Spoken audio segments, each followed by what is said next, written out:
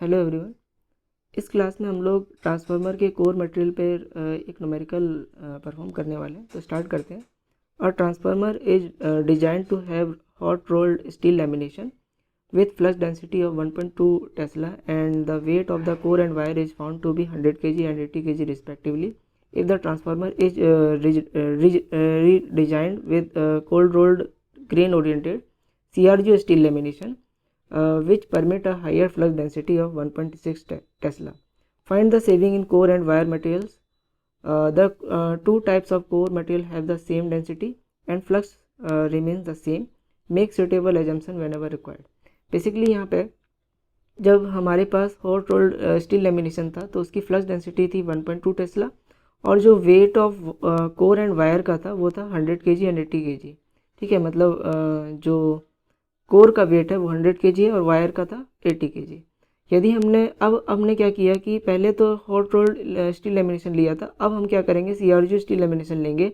तो उस केस में फ्लक्स डेंसिटी है 1.6 टेस्ला। तो उस केस में हमारे पास जो मटेरियल का सेविंग होने वाला है, मतलब जब हमने हॉट रोल्ड स्टील लेमिनेशन लिया था तो उस समय 100 kg कोर का लग रहा था मटेरियल और 80 kg वायर के लिए लग रहा था। अब हमें फाइंड करना है कि जब CRGO यूज करेंगे तो उस केस में जो कोर का वेट है वो कितना होगा और वायर मटेरियल कितना होने वाला है। पहले 100 kg और 80 kg था, अब कितना सेविंग होगा वो हमें फाइंड करना है। और उसमें हमें क्या एजम्पशन क्या क्या करना है वो देख लेते हैं और क्या क्या चीज़ें दी हुई हैं। डेंसिटी सेम है और टोटल फ्लक्स रिमेन सेम। देखो फ्लक्स सेम होगा तभी तो EMF दोनों साइड सेम होगा, प्राइमरी और सेकेंडरी साइड। ठीक है, इसीलिए यहाँ पे फ्लक्स सेम है। ठीक है, और make a suitable assumption when ever required. अब हम लोग देखेंगे कि इसमें क्या क्या हम लोग को और एजम्पशन करना चाहिए। ठीक है, तो स्टार्ट करते हैं सॉल्यूशन। ओके, तो एक एक करके पहले लिख लेते हैं। सबसे पहला केस लिखते हैं कि जब हमारे पास, देखो मैं यहाँ पे केस 1 ले लेता हूँ और केस 2 लिख लेता हूँ।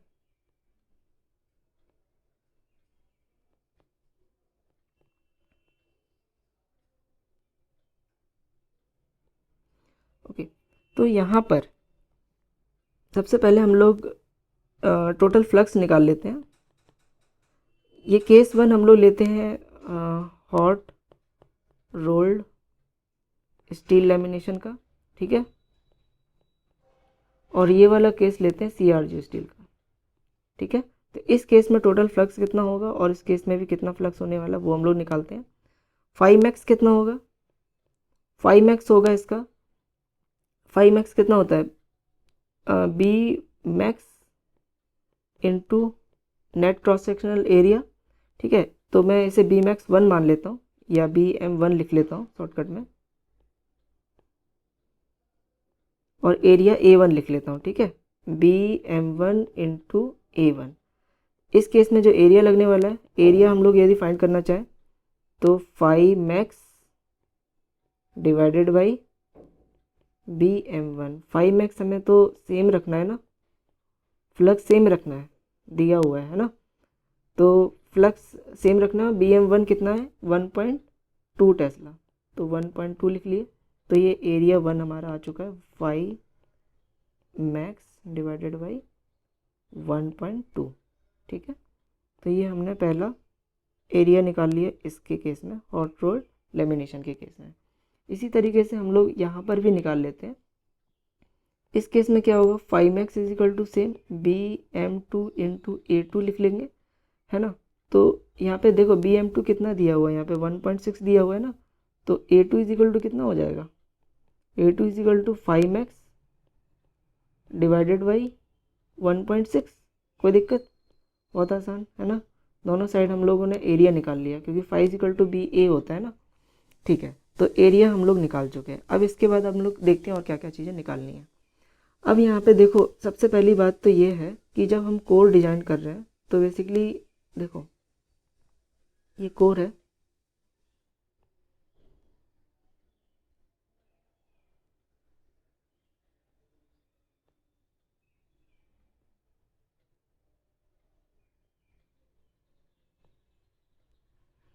तो देखो यहाँ पे जो हम लोग वाउंड करेंगे बेसिकली,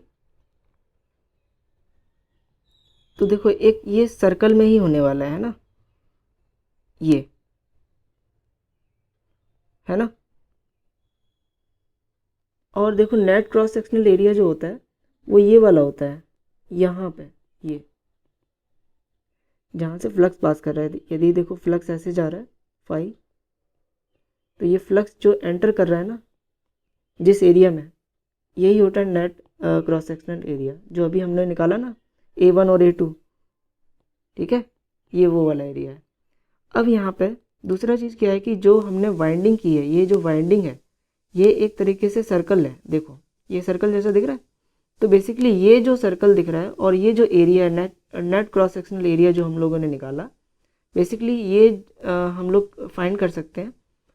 तो हम लोग देखो, तो केस 1 में हम लोग यहाँ पे लिख सकते हैं कि जो देखो यहाँ पे हम लोग क्या निकालना चाह रहे हैं, बेसिकली यदि हम लोग इसका रेडियस निकाल लें, देखो यदि रेडियस या डायमीटर यदि हम लोग निकाल लेते हैं, ये जो हमने वायर जो वायर लेमिनेशन के ऊपर यानी कोर के ऊपर जो हमने वायर को लपेटा हुआ है, ये जो वायर लपेटे हुए हैं ना, ये वायर जो है कोर के ऊपर जो लपेटे हैं जो उसका जो डायमीटर है, बेसिकली हम लोग इसका सरकमफेरेंस निकालना चाहेंगे।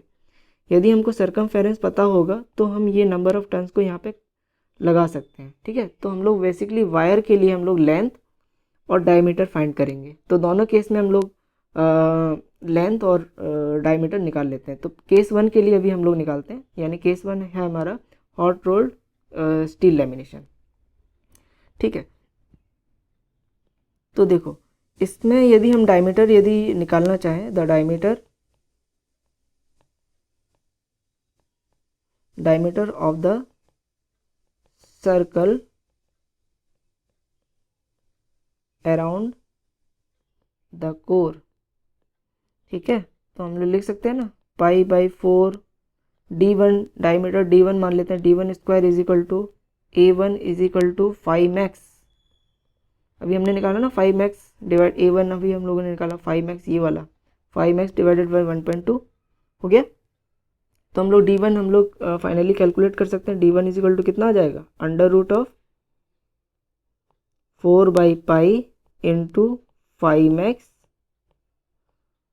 डिवाइडेड बाई 1.2, ये d1 आ गया हमारा, ठीक है। इसी तरीके से हम लोग क्या निकाल लेंगे, लेंथ निकाल लेंगे। लेंथ ऑफ द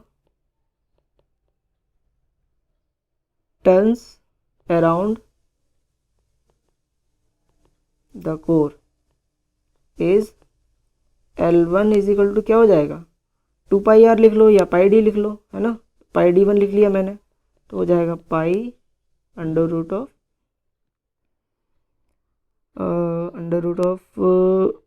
4, देखो ये है ना 4/π इंटू 5max डिवाइडेड बाई 1.2, ये L1 आ गया हमारे पास, ठीक है। देखो अभी जिस तरीके से हम लोगों ने D1 और L1 फाइंड किया है ना, उसी तरीके से हम लोग क्या फाइंड करेंगे, D2 और L2 फाइंड कर लेंगे, ठीक है। तो देखो यहाँ पे एरिया हम लोग का क्या दिया हुआ था, A2 5max/1.6, ठीक है। मैं डायरेक्ट लिखता हूँ, तो D2 हो जाएगा under root of 4/π into 5max divided by 1.6, तो ये हमारा D2 आ गया। इसके बाद L2 हम लोग निकाल लेंगे। L2 इज इक्वल टू क्या हो जाएगा, पाई इंटू D2, ठीक है। तो हो जाएगा pi under root of 4/π into 5max divided by 1.6, ठीक है। तो हम लोगों ने क्या क्या फाइंड कर लिया है, एरिया 1 A1 D1 L1, इसी तरीके से यहाँ पे CRG के लिए A2 D2 और L2, ये हम फाइंड कर लिए हैं। अब हम लोग आगे हम लोग निकालेंगे कि वेट, कोर के वेट में हमने मतलब कितना चेंज होगा, percentage saving in core material and wire, ठीक है। तो एक एक करके निकालते हैं। तो देखो सबसे पहली बात जो है, हमें क्या क्या दिया था, W1 दिया हुआ था कोर के लिए 100 kg दिया हुआ था, ठीक है। अब देखो हम लोग कैसे निकालते हैं, हम लोग ऐसे कर सकते हैं, वेट वेट ऑफ, हम लोग बेसिकली एक रेशियो ले लेते हैं, weight of CRGO lamination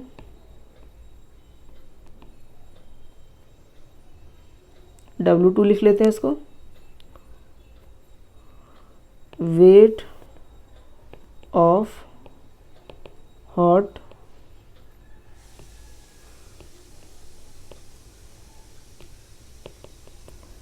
rolled lamination W1 is equal to कितना हो जाएगा। तो basically weight is equal to क्या होता है, वॉल्यूम इनटू डेंसिटी। तो मैं लिख सकता हूँ कोर वॉल्यूम, सेकंड का कोर वॉल्यूम इनटू डेंसिटी। देखो डेंसिटी दोनों का सेम दिया हुआ था ना अभी क्वेश्चन में, तो कोर वॉल्यूम 1 इनटू डेंसिटी, तो दोनों डेंसिटी सेम है तो कट जाएगा, ठीक है, ये दोनों कट गए तो बचा क्या, कोर वॉल्यूम 2 और 1। यहाँ पर भी क्या हो गया, वॉल्यूम इज इक्वल टू क्या होता है, एरिया इनटू लेंथ लिख सकते हैं इसको। यहाँ पे हम लोग A2 into height of the limb,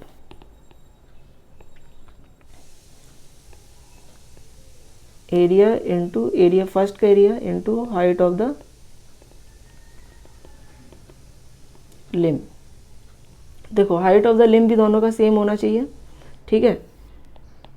अब बचा क्या, एरिया 2 और एरिया 1। एरिया 2 हमारा क्या दिया हुआ था, 5x, हम लोगों ने फाइंड किया ना area 2, 5x divided by 1.6 divided by 5x divided by 1.2। यदि इसको कैलकुलेट करोगे तो आ जाएगा, इसको मैं भी फ्रैक्शन पर मैं ही लिखता हूँ, 3/4, ठीक है। तो बेसिकली क्या हमारे पास निकला है इधर, W2 divided by W1 is equal to 3/4, है ना, ये निकला है। अब हम लोग क्या करेंगे,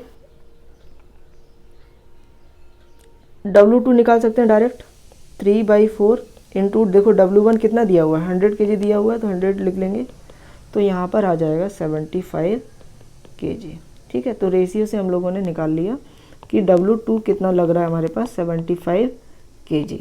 पहले देखो कितना लग रहा था वेट कोर का, पहले था 1, W1 कितना था, 100 kg था, अब कितना लगा, 75 kg, कम हो गया क्योंकि CRGO स्टील यूज कर रहे हैं। तो परसेंटेज चेंज कितना हुआ, परसेंटेज सेविंग लिख लेते हैं, परसेंटेज सेविंग इन कोर मटेरियल, ठीक है।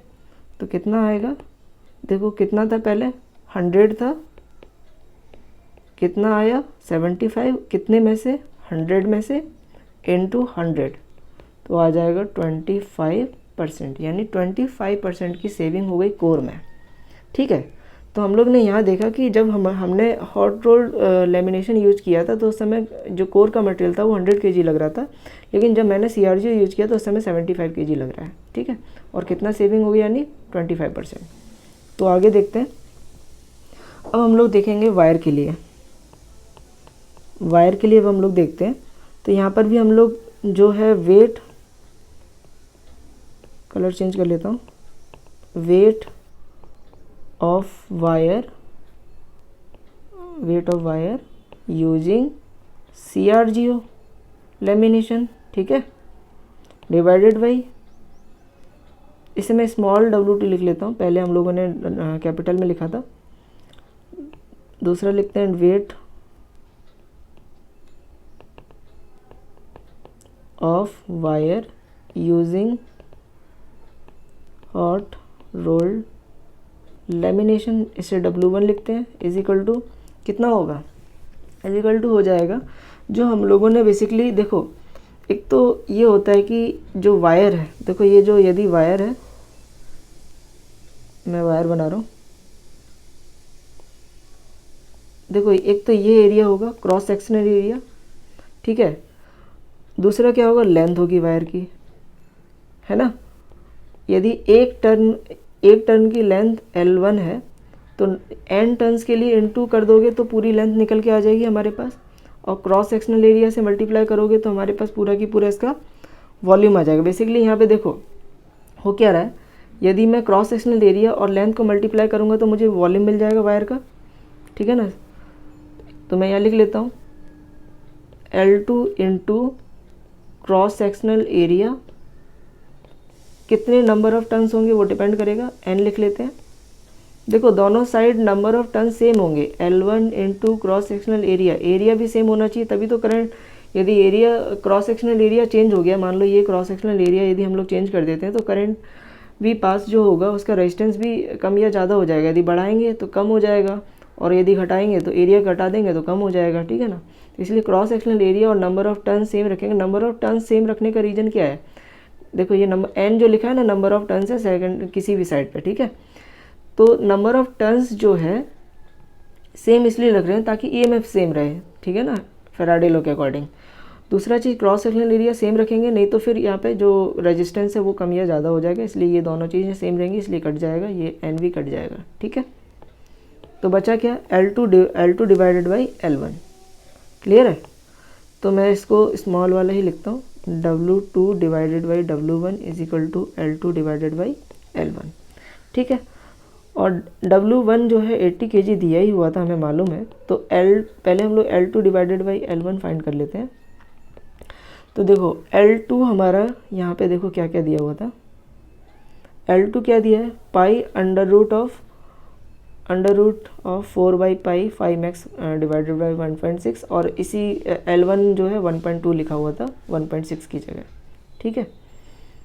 तो यहाँ पे मैं इसे लिख लेता हूँ, pi under root of 4 by pi into 5x divided by 1.6 divided by pi under root of 4 by pi into 5x divided by 1.2। यदि इसे सॉल्व करोगे ना तो आ जाएगा आंसर 0.866, क्लियर है।